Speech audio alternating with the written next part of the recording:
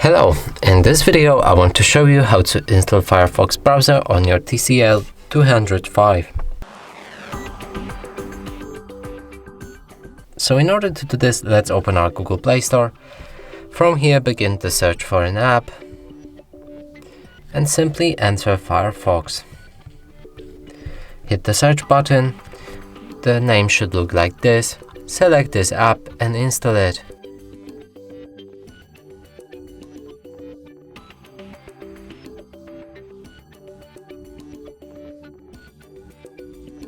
After installation process is complete, you should be able to open this app.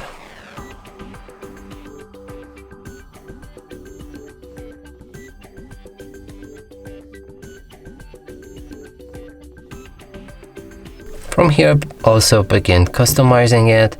You can choose a theme, select your toolbar placement, pick Always on Privacy settings, synchronize Firefox between other devices by signing app, or read this privacy notice, and at the end click on the Start Browsing.